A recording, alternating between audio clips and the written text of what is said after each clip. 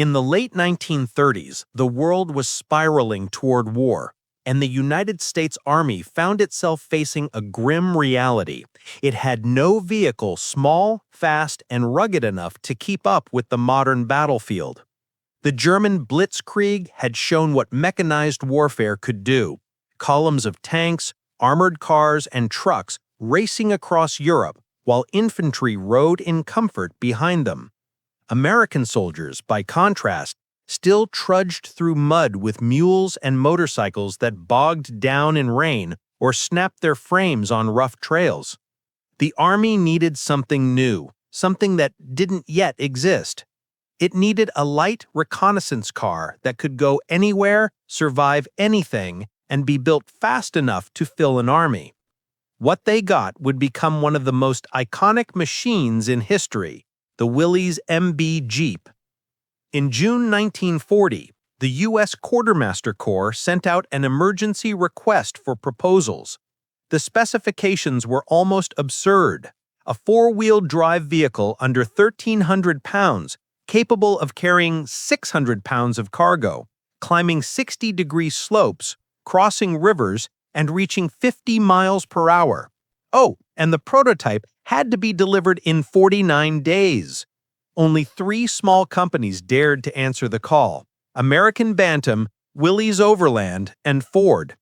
Among them, Bantam moved fastest. Engineer Carl Probst sketched the first blueprint in 2 days and built a working prototype, the Bantam reconnaissance car, by September 1940. It was crude, but it worked. Army officers took it to Camp Hullabird for testing and were astonished as the tiny machine bounded over hills and through streams like a steel goat. "This is it," one colonel said. "This is the thing we've been waiting for." But Bantam was too small to meet wartime demand. The Army, fearing bottlenecks in production, invited Willys and Ford to build their own versions using Bantam's basic design. At Willys Overland's factory in Toledo, Ohio, Chief Engineer Delmar Barney Roos took the challenge personally. He looked at Bantam's spindly frame and said, "We can make it stronger and faster." He ordered a new engine for the prototype, the 134 cubic inch Go Devil, a 60 horsepower, 4-cylinder marvel with high torque at low RPMs. It wasn't big, but it was relentless. When the Willys prototype, nicknamed the Quad, was tested in November 1940, it tore across the proving grounds with such force that the testers couldn't stop smiling. One officer wrote in his report, "The Willys vehicle climbs like a mountain goat and runs like a deer." Ford, meanwhile, introduced its own design, the Pygmy, using a flat front grille and simple bodywork. In the end, the Army decided to merge the best of all three, Bantam's agility, Willys' engine, and Ford's production efficiency, into a single standardized vehicle. Thus was born the Willys MB, a small, square, tough machine with a short wheelbase, folding windshield, and unmistakable flat grille. It was simple enough for a farm boy to fix in the field with a wrench and wire, yet strong enough to tow artillery, haul wounded soldiers, and ford rivers chest deep. By early 1941, production was underway at a staggering pace. Willys Overland became the main manufacturer, but Ford also received contracts to produce the same design under the codename GPW, which stood for Government 80-inch Wheelbase Willys Pattern. Between them, they churned out hundreds of Jeeps each week.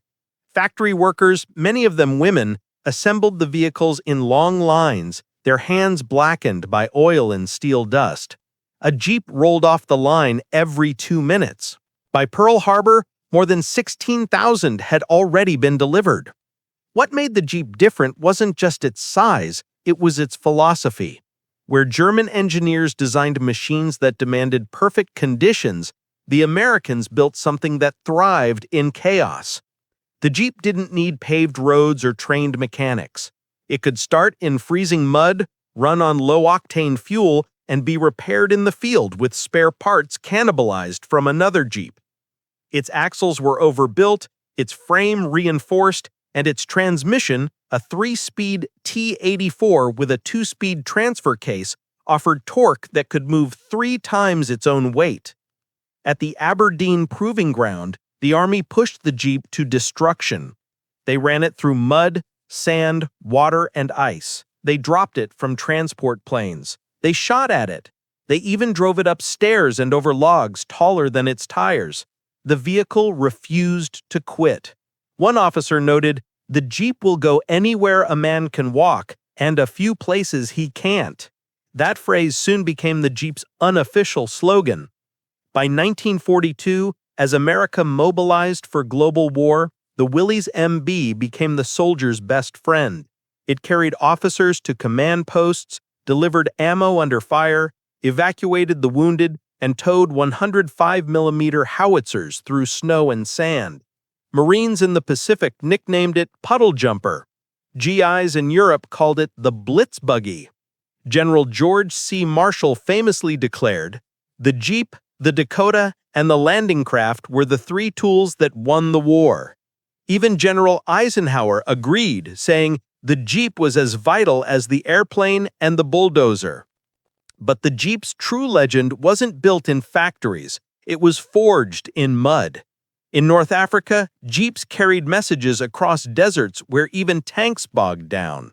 In Italy, they climbed mountain passes where trucks couldn't go. In the Pacific, they bounced through jungle trails barely wide enough for one wheel. They crossed rivers, dragged logs, and, most famously, pulled tanks. The soldiers who drove them swore by their durability. Mechanics told stories of Jeeps running with holes in their radiators, bullet-pierced engines, and missing seats. They said, "You can't kill a Jeep." And they were right. What started as a desperate wartime experiment had become something far greater, a machine that embodied the American spirit of ingenuity and defiance. Small, scrappy, and unbreakable, the Willys MB was proof that victory didn't always come from power, but from persistence. When the first Jeeps rolled off landing craft in North Africa, German observers were puzzled. They called them little mules. When they saw them climb hills and ford rivers, they called them locusts. But when they watched one tow a Panzer in Normandy, they stopped calling them names altogether. The legend was only beginning. The Willys MB wasn't just a vehicle. It was an idea forged in steel and simplicity. Every bolt, every gear, every inch of its frame was built around one philosophy: function over form. It wasn't sleek like the German Kuba wagon, nor armored like the British Bren carrier. It was square, ugly, and loud. But it worked, everywhere. When Allied engineers took it apart, they realized something remarkable. Its genius lay not in complexity, but in how brutally straightforward it was. The heart of the Jeep was its 60-horsepower Go Devil engine, designed by Barney Roos and built by Willys Overland. On paper, 60 horsepower didn't sound like much, especially compared to the roaring 300-horsepower engines of tanks or trucks. But the secret was torque.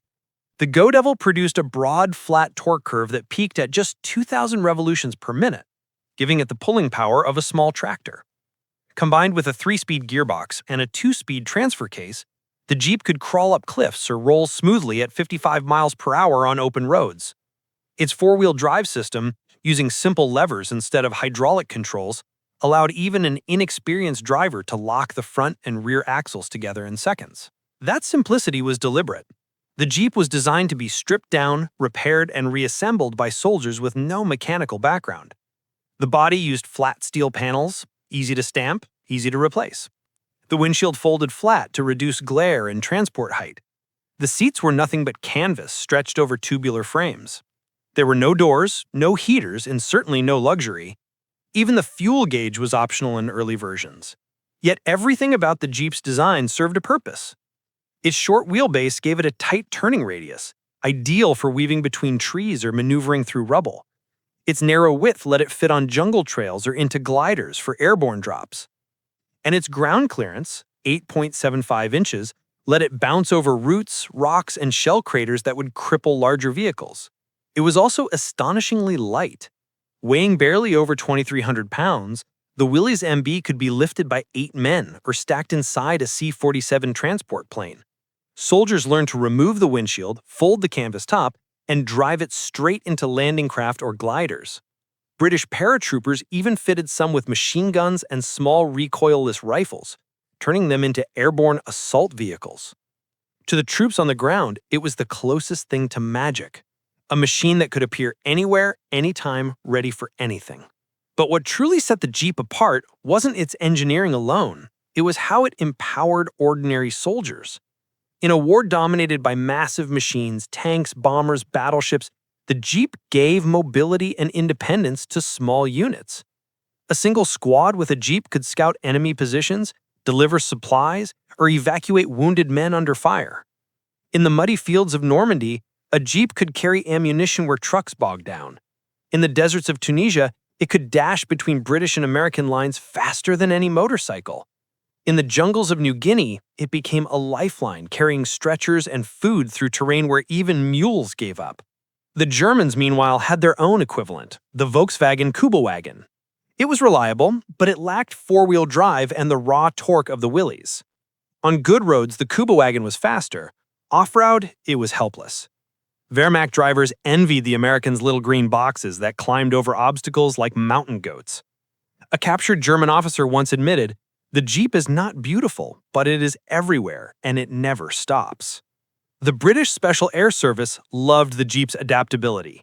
They modified hundreds of them for long-range desert raids, stripping off windshields, adding fuel cans, and mounting twin .5 caliber Browning machine guns. Roaring through the North African desert, they ambushed German convoys, shredded airfields, and vanished into the dunes.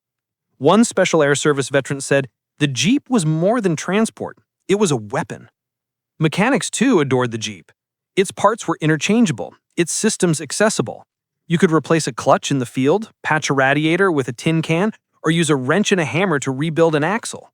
Manuals were written in plain English, filled with drawings so simple that even exhausted men could follow them by lantern light. The Army joked that the Jeep was the only vehicle that could be fixed with a screwdriver, a rope, and a prayer. And perhaps most importantly, the Jeep could be anything. It was a command car, a reconnaissance scout, a field ambulance, an artillery tractor, and even a mobile chapel. Photographs from the front lines showed Jeeps converted into mobile radio stations, mortar platforms, and even makeshift armored cars. Chaplains preached from their tailgates. Generals planned invasions from their front seats. The Jeep became a rolling symbol of American adaptability, the embodiment of a nation that could turn scrap metal into strategy. By 1943, the Willys MB was everywhere the war was. It crawled through the snows of Russia under Lend-Lease. It raced through the jungles of Burma under British command. It rolled down the boulevards of Paris in liberation parades and across the volcanic ash at Iwo Jima behind advancing Marines. In every theater, it earned nicknames: Blitzbuggy, Peep, Jeep, and even Le Jeep, the French word that would stick forever. Its reputation spread to friend and foe alike. German intelligence reports mentioned it frequently, noting how rapidly American units could move compared to their own. The enemy's light vehicles, one report complained, are impossibly efficient. And yet none of those engineers quite explain how a machine with only 60 horsepower could perform feats that defied physics. They chalked it up to over-engineering until they saw it with their own eyes. No one could have guessed that this unassuming vehicle, born in a Toledo workshop, would soon perform a feat so astonishing that it would make even German engineers abandon their arrogance. In the summer of 1944, amid the muddy fields of Normandy, a single Jeep would do the impossible. It would move a Panzer. It was the summer of 1944 in Normandy, and the hedgerows were alive with the roar of engines and the thunder of artillery. The Allied invasion had broken through the beaches, but now came the hard part, the push inland through the Bocage country, where every field was a fortress and every mile cost blood and fuel. The roads were narrow, the mud bottomless, and everywhere the wrecks of machines, both Allied and German, littered the landscape. Among the shattered armor and burned-out trucks sat one particularly stubborn prize, a captured Panzer IV bogged down in a drainage ditch near the town of St. Lo. It had been abandoned by its crew days earlier after a skirmish, its treads jammed in clay, its engines seized. American soldiers from the 2nd Armored Division had found it, and now they wanted it, not as a trophy, but as a test. The Panzer was massive, over 25 tons of German steel with armor thicker than a man's hand. Normally, recovering such a beast required a Sherman or a half-track towing unit, but those were miles away. Rain had turned the ground into a brown swamp, and the wreck blocked a key supply route that engineers were desperate to reopen. A few GIs stood around scratching their helmets, debating whether to blow it apart or leave it. Then a young mechanic from the 29th Division, Private First Class Henry Red Matthews, grinned and said, "Hell, why don't we pull it with a Jeep?" The men laughed. A Willys NB weighed just over a ton. The Panzer weighed 25 times that. But Matthews wasn't joking. He'd spent months maintaining Jeeps in the field and knew exactly what the little machine could endure. "She's got torque," he said, patting the hood of the mud-splattered Willys parked nearby. "More than you think." By mid-afternoon, a crowd had gathered. Some bet cigarettes if the attempt would snap the drive shaft clean in two. Others simply wanted a break from the monotony of war. The mechanics rigged a tow cable, thick steel wire scavenged from a supply truck, and looped it around the Panzer's front towing hook. The other end was hitched to the Jeep's rear frame. The soldiers cleared the mud around the tank's treads with shovels and crowbars, trying to give it a chance to move. Then Matthews climbed into the driver's seat, his helmet pushed low, his sleeves rolled up, and his eyes set on the impossible. He shouted, "Clear back!" and pressed the clutch. The little Go Devil engine rattled to life, coughing smoke through its exhaust. He dropped it into first gear, then second, then yanked the lever for low-range four-wheel drive. The Jeep strained forward, its tires spinning, throwing mud like gunfire. For a moment, nothing happened. The Panzer didn't move an inch. A sergeant yelled over the noise, "You'll burn it out, Red!" But Matthews just leaned forward, gripping the wheel tighter. The engine roared, the Jeep shuddered, and then, unbelievably, the Panzer shifted. It was only a fraction of an inch at first, just a groan of metal and mud, but that was all it needed. The men around it began to shout encouragement. The tires bit again, mud flying in every direction, and the Jeep inched forward another foot, then two. The Panzer tilted slightly, its right tread rising from the ditch with a wet sucking sound. The little Willys bucked and twisted, its suspension screaming under the strain, but it held. Inch by inch, foot by foot, the impossible unfolded before their eyes. When the tank finally rolled free with a splash and settled on firm ground, a cheer went up that could be heard across the field. Men slapped Matthews on the back, laughing in disbelief. One soldier fell to his knees, saluting the Jeep as if it were a general. "You just dragged Hitler's pride through the mud," someone shouted. The driver climbed out, covered in grease and sweat, grinning from ear to ear. "Told you she could do it," he said simply. What none of them realized was that their little stunt would soon become legend. Engineers photographed the scene, the tiny Jeep beside the hulking German Panzer, the mud-caked soldiers laughing like boys. Those photos made their way to headquarters, then to the newspapers, and finally to the desks of captured German officers being interrogated in London. The reaction among the Germans was one of disbelief.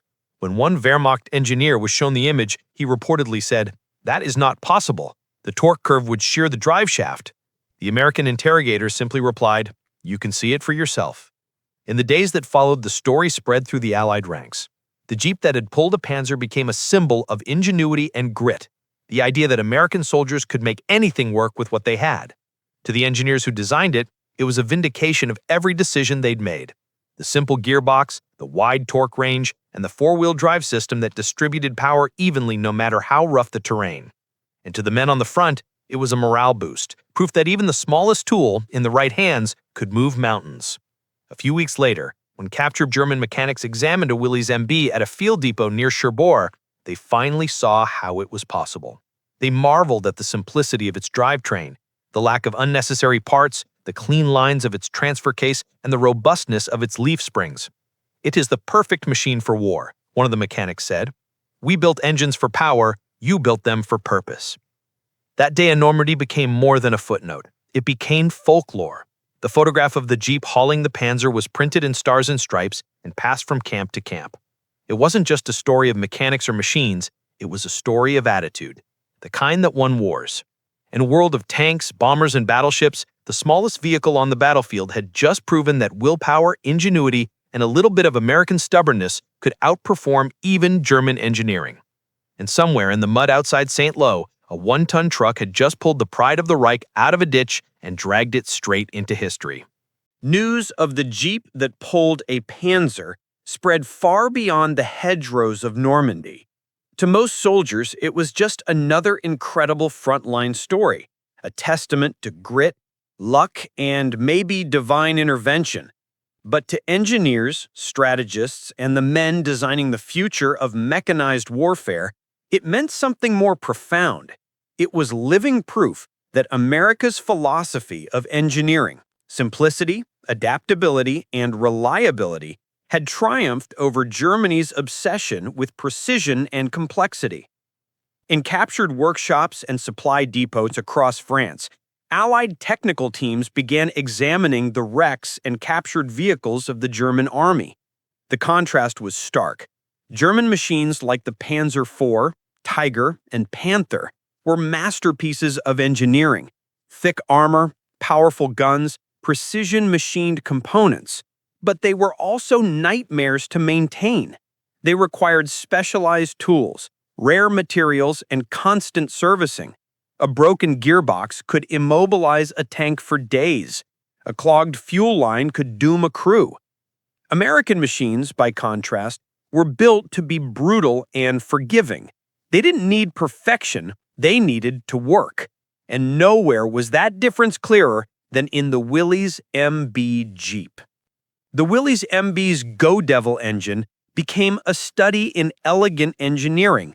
It had just 134 cubic inches of displacement, yet produced 105 pound-feet of torque at only 2,000 RPM, a torque band broad enough to move 3 times its own weight. Its carburetor was simple enough to be rebuilt in the field. The ignition system used easily replaceable parts. The suspension, based on leaf springs and solid axles, could take punishment for days without failing. When German engineers finally dissected captured Jeeps, they were stunned.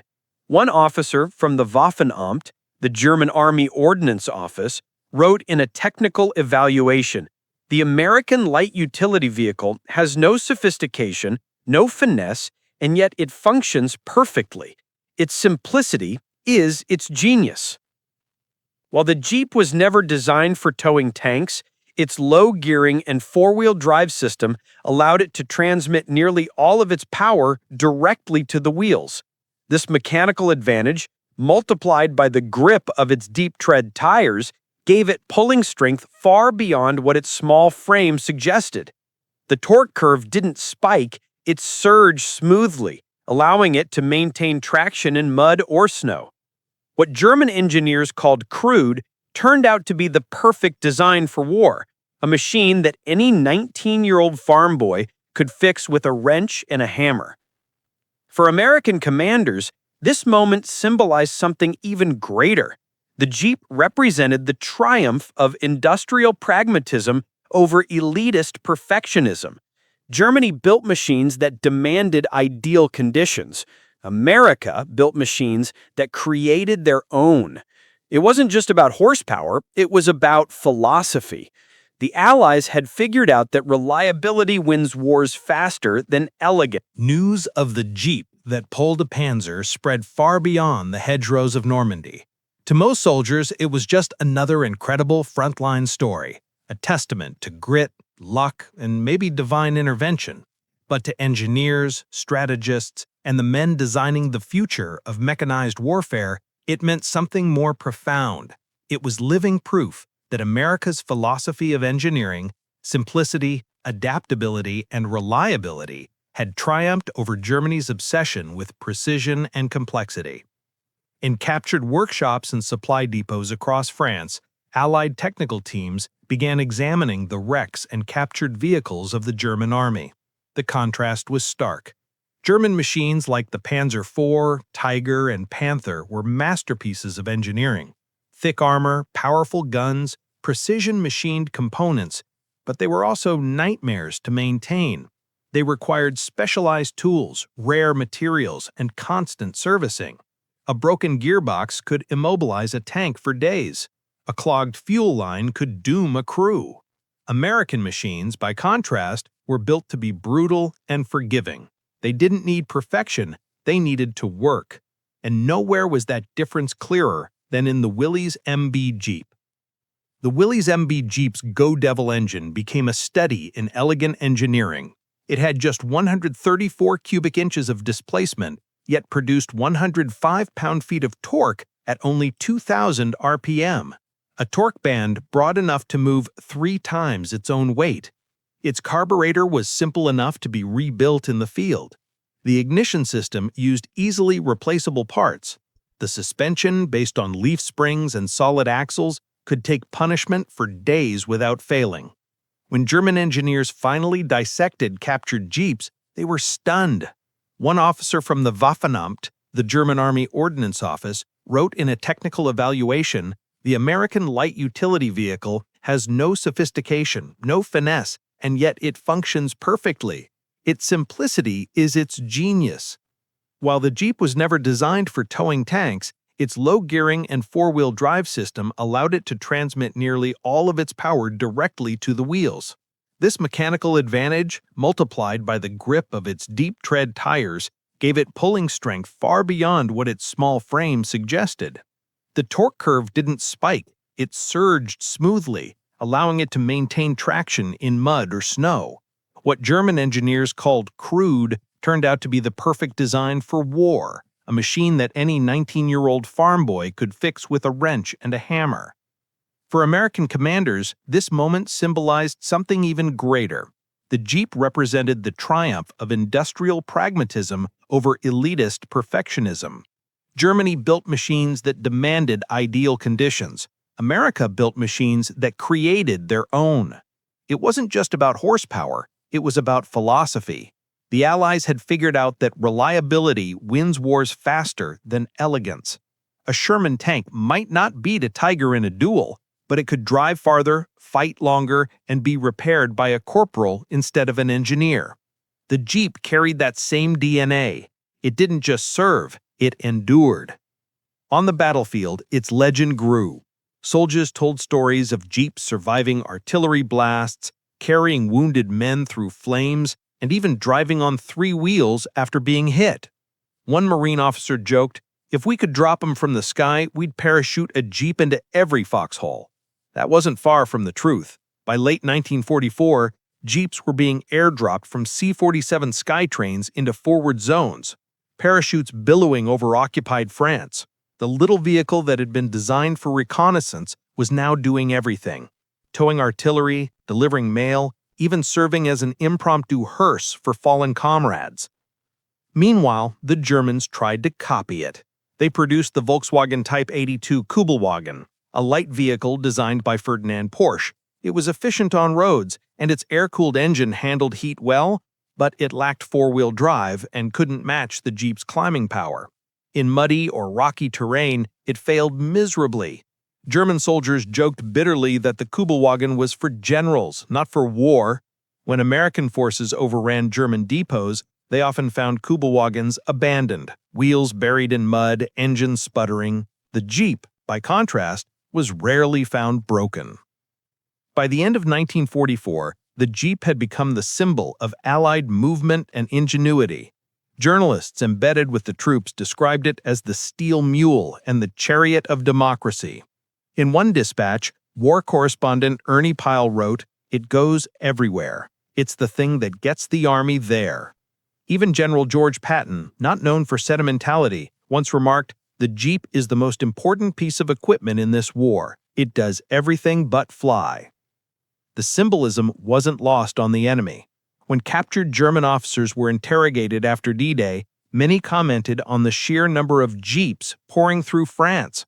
One lieutenant colonel, formerly of the Panzer Lehr division, told his captors, "We couldn't stop your tanks, but we couldn't even catch your Jeeps." Another said, "Where we needed roads, you made paths." The Jeep wasn't just changing warfare, it was changing logistics. Its ability to haul supplies through terrain trucks couldn't handle shortened delivery times, saved lives, and kept the front lines supplied even when bridges were out or roads were bombed. Entire divisions could move faster simply because the Jeep existed. It connected artillery to infantry, headquarters to scouts, and soldiers to hope. It was, in every sense, the bloodstream of the Allied army. And perhaps that's why, to this day, the image of that single Jeep dragging a Panzer out of the Normandy mud remains more than just a wartime curiosity. It's a parable, a moment when strength was redefined not by size or armor, but by ingenuity and willpower. It was proof that greatness in war did not always roar. Sometimes it growled, sputtered, and left tire tracks in the mud. When German engineers saw the photograph again after the war, they studied it like a riddle that defied logic. They measured, calculated, and theorized how a 1-ton vehicle could move 25 tons of steel. But the answer wasn't in the numbers, it was in the people, in the mechanics who refused to give up, the drivers who believed in their machines, and the spirit that said, "We'll make it work." That was the power the Jeep represented, a different kind of power, not the power of domination, but the By the spring of 1945, the Jeep had traveled farther than any other vehicle in human history, across deserts, over mountains, through jungles, and into nearly every battlefield of the Second World War. From the burning sands of North Africa to the frozen forests of the Ardennes, from the coral beaches of the Pacific to the cobblestones of liberated Paris, the Willys MB was there, hauling ammunition, carrying generals, rescuing the wounded, and dragging the impossible through mud and fire. It had become not just a piece of machinery, but a legend, a symbol of American resourcefulness and Allied cooperation, the steel embodiment of mobility, freedom, and persistence. When the war ended in Europe, thousands of Jeeps rolled triumphantly through German towns, their tires caked in the dust of victory. To the people of France, Belgium, and Holland, the sight of a Jeep meant liberation. Children climbed onto the fenders and waved at soldiers handing out chocolate and chewing gum. The name Jeep itself, a mystery even during the war, became shorthand for the American spirit. Some said it came from the initials GP for General Purpose. Others from a character in the Popeye comic strip named Eugene the Jeep, a magical creature that could go anywhere and do anything. Whatever the origin, the meaning was clear. The Jeep could go where others could not and do what others dared not. The Willys MB didn't just serve in battle, it became a bridge between armies, nations, and generations. Under the Lend-Lease Act, thousands were shipped to Britain, the Soviet Union, Free France, and China. Soviet troops used them to scout German positions on the Eastern Front. British commandos drove them in North Africa and Italy. Chinese guerrillas used them to ambush Japanese convoys in Burma. The little machine was universal. It needed no translation, no complex training, only fuel, a driver, and courage. In the post-war years, the Jeep's influence only grew. When American troops demobilized, they brought stories, and sometimes entire vehicles, home with them. Farmers bought surplus Jeeps for use in the fields. Explorers took them into jungles and mountains. Civilians marveled that a war machine could be so practical. In 1945, Willys Overland introduced the CJ2A, the first civilian Jeep, marketed with the slogan, "The all-around farm workhorse." It was the beginning of a new era, one in which a vehicle born from war would help build peace. From that civilian model sprang an entire industry of four-wheel drive vehicles, from pickup trucks to SUVs. Every off-road vehicle today, from a Land Rover in Africa to a Toyota Hilux in the Andes, carries the DNA of the Willys MB. Yet even as it transformed civilian life, the Jeep remained a soldier's machine. In Korea, it returned to battle as the M38, ferrying men and ammo up icy hillsides and along the Pusan perimeter. In Vietnam, a newer version, the M151, carried medics, radio operators, and Marines through jungles that looked eerily like the Solomon Islands of 1942. In every conflict, it retained the same soul, a small, stubborn vehicle that refused to stop. Its legacy also lived on in the memories of those who saw it change the course of history. General Eisenhower called it one of the most decisive weapons ever produced. General George C. Marshall wrote, "The Jeep, the DC-3, and the landing craft, these three tools won the war." To Allied soldiers, it was more than steel and bolts. It was a comrade. They slept beside it, cursed it when it broke, and cheered it when it roared back to life. A Jeep was often the last sound a man heard before safety, and sometimes the last thing he saw before victory. But beyond sentiment, the Jeep left a strategic legacy. It proved that mobility was the key to modern warfare. In an age when armies were obsessed with heavy armor and massive firepower, the Jeep showed that speed, adaptability, and logistical flexibility could be just as lethal. It allowed small units to move fast, strike hard, and outmaneuver larger forces. It turned infantry into mobile strike teams and made commanders rethink what mechanized really meant. The same principle, fast, mobile, multi-purpose, would later define military doctrine through the Cold War and beyond. In that sense, the Jeep didn't just serve the war, it reshaped how wars would be fought. The story of the Jeep that pulled a Panzer became a lasting metaphor, not just for the vehicle's strength, but for the spirit of the men who built it and drove it. When German engineers analyzed the feat after the war, they remained baffled. It should not have been possible, one wrote in a post-war report. But perhaps that is why they won. The Jeep had defied the laws of mechanics, and in doing so, reflected a nation that had defied the odds. Today, a handful of wartime Jeeps still survive, preserved in museums or driven proudly in parades. Their olive-drab paint is faded, their canvas tops patched, but when their little engines turn over, the sound is unmistakable. A deep, rhythmic rumble that once echoed from Normandy to Okinawa.